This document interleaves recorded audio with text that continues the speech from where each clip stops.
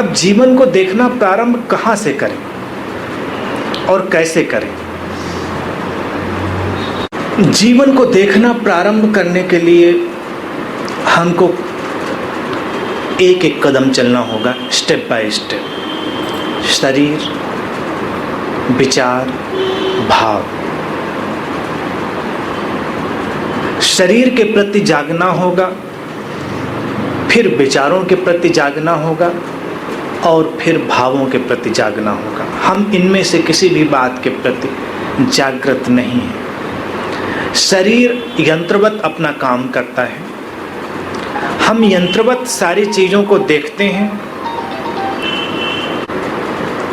शरीर हमारे लिए संभावनाओं की बड़ी गुंजाइश लिए हुए है, लेकिन हम अपने शरीर के निकट नहीं आते। और शरीर अपने आप में एक अद्भुत रहस्यमय घटना है। हमारा देखना, हमारा सुनना, हमारा स्वाद लेना, हमारा स्पर्श करना, हमारे जितने इंद्रियगत कार्य हैं, वो सारे इंद्रियगत कार्य बिल्कुल सोए सोए चलते हैं। उन सारी प्रक्रियाओं में हमें जागना होगा। चलते हुए, उठते हुए, बैठते हुए अपने आप का स्मरण रखना होगा। जागे हुए पूरी चैतन्यता के साथ आप काम करें, छोटे छोटे काम। स्नान कर रहे हैं तो पानी के साथ खेलें, पानी का उपयोग करें, उसका अपने शरीर से होता हुआ संपर्क अनुभव करें। भोजन कर रहे हैं तो बहुत ही विश्राम पूर्वक भोजन करें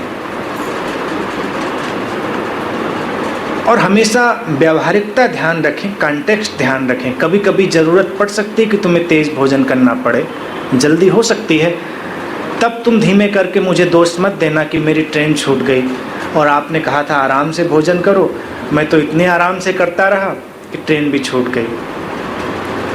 तो व्यावहारिकता का ख्याल रखेंगे।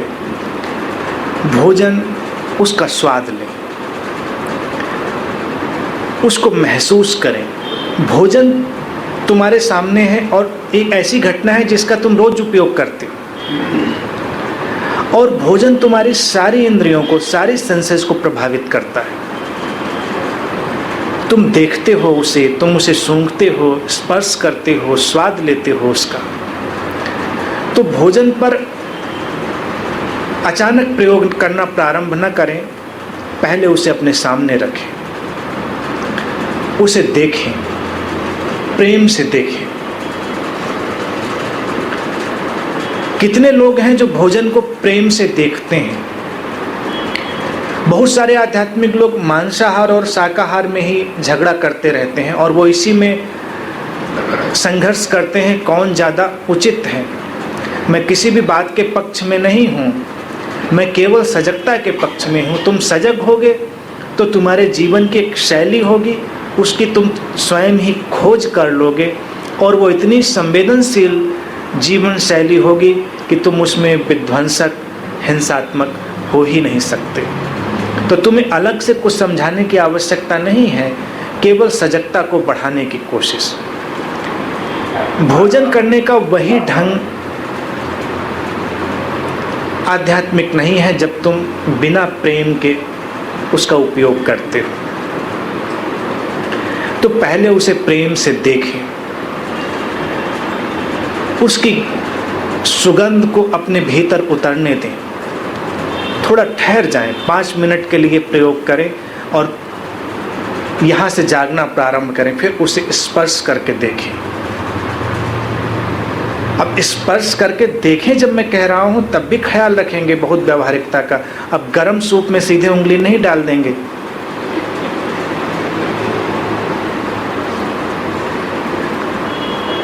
मैं जब बातें कह रहा हूँ सजगता की तो ये मान के ही चल रहा हूँ कि तुम इतने सजग हो गए कि बहुत सारी बातें वैसे ही समझ रहे होगे। उसे छुएं तो उसकी एक अनुभूति है।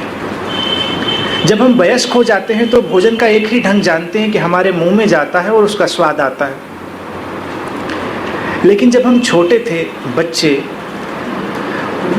तब का हमारा ढंग अलग था। तुम छोटे बच्चों को देखते हो और तुम समझ नहीं पाते कि वो भोजन अपने शरीर पे क्यों लपेट लेते हैं, उसके साथ खेलते हैं। खाना तो अलग रहा, उसमें ही वो पूरी तरह से डूब जाना चाहते हैं।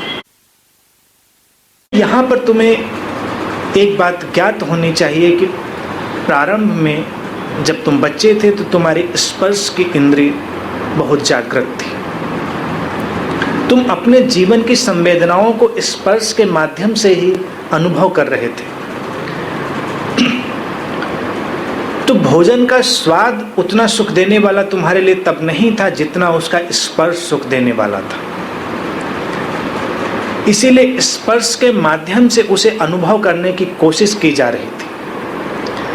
तुम अब फिर से अपने बचपन में वापस लौट सकते हो। कहने का तात्पर्य फिर वो नहीं है मेरा कि फिर से तुम भोजन को अपने शरीर पे लपेट लोगे। मैं सारी बातें इसलिए दोहरा दे रहा हूँ क्योंकि मैं सजगता पे बोल रहा हूँ और मैं चाहता हूँ सारी बातें बड़ी सजगता से सुने, क्योंकि मैं ऐसे साधकों से पूर्व में परिचित रह चुका हूँ कि मैं जो कहता हूँ उसको वो एज इट इज उपयोग में ले आते हैं।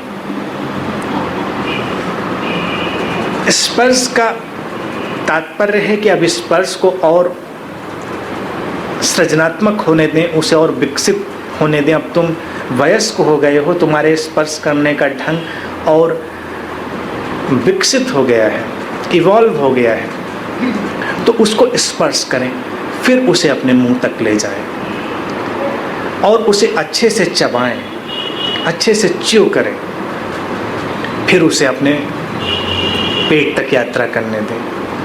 तो ये भोजन का जो ढंग है यही तुम्हें जगाने वाला हो जाएगा। अपने हाथों को उठता हुआ अपने मुंह तक आता हुआ देखिए। इसीलिए जो भोजन है उसका प्रेजेंटेशन बहुत महत्वपूर्ण हो जाता है, क्योंकि तुम देखकर भी उसे अपने अंदर ले रहे हो। इसीलिए उसकी सुगंधें इतनी महत्वपूर्ण हो जाती हैं, क्योंकि तुम हर तरह से उसे अपने अंदर ले रहे हो। ये भोजन का ढंग है। फिर तुम किसी भी बात पर आ सकते हो। तुम किसी से बात कर रहे हो तो बात करने में तुम केवल उस व्यक्ति को सुनो। इतना तो तुम्हारे लिए काम चलाऊ हो सकता है, लेकिन तुम उसकी आंखें देखो।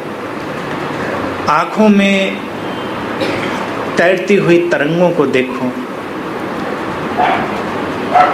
तुम कोशिश करो उस व्यक्ति की भंगिमाओं को देखने की, उसके उठते हुए हाथों को, उसके शरीर की लय को, उसकी बदलती हुई शारीरिक हलचल को। और अगर तुम इतना देख पाओगे तो अचानक तुम्हारे लिए एक नया द्वार खुलेगा। हर व्यक्ति तुम्हारे लिए खुली हुई किताब हो जाएगा। तुम्हें वो बातें पता चलने लगेंगी जिनके बारे में तुम्हें पहले से कुछ भी पता नहीं था। यहीं से शरीर भाषा का विकास हुआ है। बॉडी लैंग्वेज के जिस शास्त्र से तुम परिचित हो वो इसी शरीर की भंगिमाओं को देखने से उसका जन्म हुआ। तुम कुछ अध्ययन करने के लिए किसी को नहीं देख रहे हो, तुम बस देख रहे हो। और उसके साथ ही अपने को भी देखें, अपनी बदलती हुई करवटों को, अपने चेहरे पर आते जाते बदलावों को, अपने हाथों की भंगिमाओं को, और तुम्हारे भीतर कई बातें, कई परतें खुलने लगेंगी। फिर आवाज़ एक जैसी नहीं होती है, आवाज़ में भी बड़े बदलाव होते हैं। तुम उस आवाज़ को बहुत ही सजग होकर सुनो। तुम देखोगे एक दिन में अगर तुम किसी व्यक्ति के साथ रहते हो तो कई बार उसकी आवाज़ बदल जाती। सुबह से लेकर रात तक आवाज़ भी यात्रा कर जाती है। शायद तुमने कभी ध्यान नहीं दिया होगा, तुम्हें लगता होगा व्यक्ति सुबह भी जैसे बोल रहा था, रात भी वैसे ही बोल रहा है।